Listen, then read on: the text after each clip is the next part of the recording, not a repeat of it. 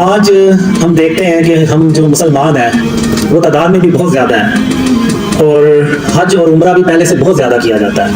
نمازیں بھی پہلے سے زیادہ پڑھی جاتی ہیں، اور صدقہ اور خیرات بھی پہلے سے زیادہ کیا جاتا ہے۔ تو کیا وجہ ہے کہ سب کچھ زیادہ ہونے کے باوجود ہم مسلمان جو ہیں وہ پستی میں ہی چلتے جا رہے ہیں، یعنی ہم اندھیروں میں ڈوبتے چلے جا رہے ہیں؟ تو اس کی آخر کیا وجہ ہے؟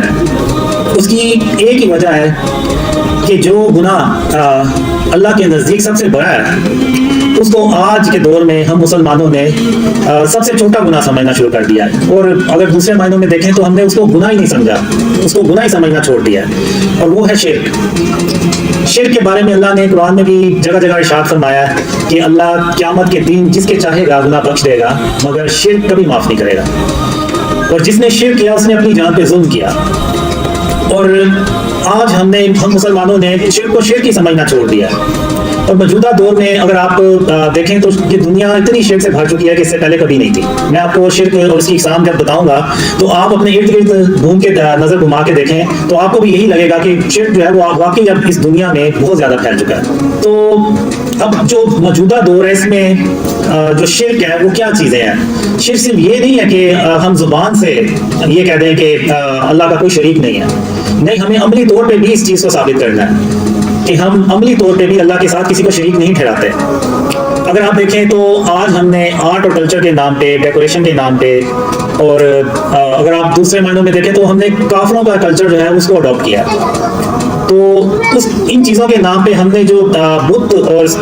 یہ جو اسٹیچوز ہیں یہ اپنے گھروں میں ہم نے سجا لی ہیں، جو غیر ضروری تصویریں ہیں جو دیواروں پہ ہم نے اپنے گھروں میں سجا لی ہیں، یہ سب کی سب جو ہے نا یہ فارم آف شرک ہے۔ اب اگر کسی کے گھر میں ڈیکوریشن پیس پڑا ہوا ہے، چاہے اس کی شکل کچھ بھی ہے، وہ کوئی خرگوش کی شکل ہو سکتی ہے، کوئی ہرن کی مجسمہ ہو سکتا ہے، کوئی شیر کا مجسمہ ہو سکتا ہے، کوئی ایگل ہو سکتا ہے، تو وہ بھی بت ہی ہے۔ اس میں اور ان بتوں میں جو خانہ کعبہ میں پڑے ہوئے تھے، جو ابراہیم علیہ السلام نے توڑے تھے، ان میں اور ان میں کوئی فرق نہیں ہے، وہ بھی بت ہے، یہ بھی بت ہے، صرف شکلوں کا فرق ہے، اور آپ کہہ لیں کہ جسامت کا فرق ہے۔ وہ بھی بے جان تھے، یہ بھی بے جان ہے۔ وہ بھی اس وقت کے لوگوں کو نہ کوئی نفع یا نقصان پہنچا سکتے تھے، اور یہ بھی آج کے دور میں نہ کسی کو نفع یا نقصان پہنچا سکتے ہیں۔ تو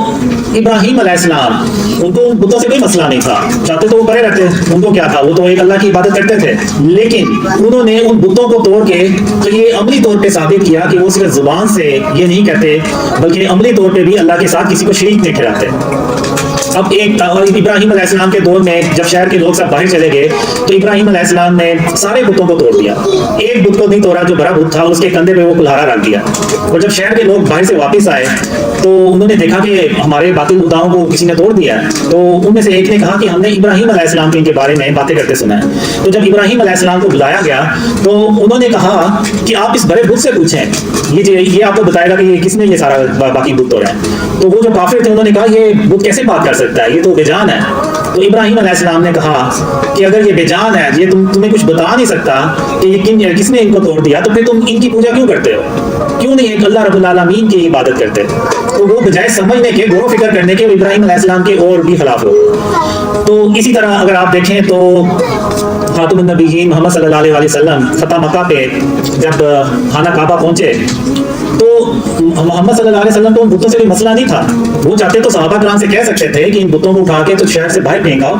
خود ہی یہ کافر لوگ اس کو اٹھا کے لے جائیں گے، لیکن حضرت محمد صلی اللہ علیہ وسلم نے ان بتوں کو اپنے ہاتھوں سے توڑا اور سب صحابہ کے سامنے توڑا، اور یہ پیغام دیا کہ میں نے صرف زبان سے نہیں بلکہ عملی طور پہ بھی شرک کو اپنے آپ سے بچایا ہے اور ان بتوں کو توڑا ہے۔ اور یہ پیغام انہوں نے اپنی امت کو قیامت تک کے لیے بتا دیا کہ آپ لوگوں نے بھی اپنے گھروں میں، اپنے علاقوں میں بتوں کو سجانا نہیں ہے، بلکہ اگر آپ نظر دوڑائیں تو آپ کو شرک کی بہت سی اقسام نظر آئیں گی۔ آپ بڑی بڑی ہاؤسنگ سوسائٹیز میں چلے جائیں، وہاں پہ انہوں نے بڑے بڑے بت بنائے ہوئے ہیں، اور وہ یہ کہتے ہیں کہ یہ ہماری سوسائٹیز کی زینت بڑھاتے ہیں، یہ ہماری سوسائٹی کے خوبصورتی کو بڑھاتے ہیں۔ بلکہ ایک لاہور میں ایک بہت بڑی ہاؤسنگ سوسائٹی ہے، انہوں نے تو پورا ایک بلاک بنایا ہوا ہے احرام مصر کے اوپر، اور وہ جو باطل خدا ہے وہ انہوں نے بڑے بڑے بنا کے رکھے ہیں، تو اب یہ کیسے ہو سکتا ہے کہ ہم ایک اسلامک ملک میں رہتے ہیں, پاکستان ایک اسلامک کنٹری ہے, تو یہاں پہ اگر ہم باطل خداؤں کو, ان کے مجسموں کو ادھر جگہ جگہ سجائیں گے, تو آپ کا کیا خیال ہے کہ اللہ ہماری مدد کرے گا؟ اللہ کبھی ہماری مدد نہیں کرے گا. ہم جو ہے وہ اپنے راستے سے بہت دور بھٹک چکے ہیں. تو آج ہمیں جو ہے یہ اپنے آپ کو ان جو شرک کی فارمز ہیں, جو شرک ہے, ان سے اپنے آپ کو بچانا ہوگا, ورنہ آپ بھول جائیں کہ اس ملک میں کوئی خوشحالی آئے گی, اللہ کی مدد آئے گی. بہت سے لوگ مجھ سے پوچھتے ہیں کہ تمہیں خوابوں میں کیا آیا کہ کب پاکستان کے حالات صحیح ہوں گے. تو میں اپنے خوابوں کی بیس پہ کہتا ہوں کہ جب تک ہم اپنے آپ کو شرک اور اس کی اقسام سے نہیں بچائیں گے, اس ملک کو شرک اور اس کی اقسام سے نہیں پاک کریں گے, تو تب تک آپ بھول جائیں کہ اللہ کی کوئی مدد آئے گی, اور تب تک پاکستان کے جو حالات ہیں وہ مزید خراب ہی ہوتے چلے جائیں گے, اور بہتری کی کوئی امید نہیں ہے. تو اگر دیکھیں تو آپ بڑے بڑے بینرز لگے ہوئے ہیں جن پہ غیر ضروری تصاویر ہیں, تو یہ بھی سب فارم آف شرک ہے. ایک حدیث ہے کہ جس گھر میں تصویر ہوگی وہاں پر اللہ کی رحمت کے فرشتے نہیں آئیں گے. تو جب ایک تصویر سے اللہ کی رحمت کے فرشتے نہیں آئیں گے, تو یہ جو بت ہیں جو ہم نے اپنے گھروں میں سجائے ہوئے ہیں, ان کے ہوتے ہوئے تو سوال ہی پیدا نہیں ہوتا کہ اللہ ہماری کوئی مدد کرے. اب میں نے جب اپنے خواب شیئر کرنا شروع کیے تو مجھے اللہ نے بہت سے خوابوں میں دکھایا بھی اور بتایا بھی کہ قاسم میں تیری اس لیے مدد کر رہا ہوں کہ تم نے اپنے آپ کو شرک اور اس کی اقسام سے بچانا شروع کر دیا. تو اب اتنے یعنی آپ دیکھیں کہ شرک اتنا پینیٹریٹ کر چکا ہے کہ مکہ اور مدینہ بھی ان چیزوں سے پاک نہیں رہے. آپ نے اکثر دیکھا ہوگا یوٹیوب پہ آپ جائیں, آپ سرچ کریں تو بہت سی آپ کو ایسی ویڈیوز نظر آئیں گی جس میں لوگوں نے اپنے جسموں پہ ٹیٹوز بنوائے ہوئے ہیں اور ان میں وہ تصاویر بنی ہوئی ہیں, اور وہ اسی کے ساتھ عمرہ کر رہے ہیں, اسی کے ساتھ وہ مدینے میں جا کے نمازیں پڑھ رہے ہیں. اور اگر آپ دیکھیں تو بہت سے لوگ مکہ اور مدینہ میں ٹی شرٹس پہن کے جاتے ہیں, قمیضیں پہن کے جاتے ہیں جن کے اوپر شیروں کے یا اس طرح سے دوسرے جانوروں کی تصویریں بنی ہوتی ہیں. تو اگر آپ دیکھیں تو ہمارے جو مکہ اور مدینہ جو اتنی پاک جگہ ہیں وہ بھی شرک سے نہیں بچی ہوئی, وہاں بھی شرک کی آپ کو اقسام نظر آئیں گے. اب جو موجودہ پاکستان کے حالات ہیں اگر آپ دیکھیں تو یعنی جس طرف ہم جا رہے ہیں, آپ کے بھی ذہن میں ہوگا کہ شاید آج سے 2-4 سال بعد ہمیں لائٹس اور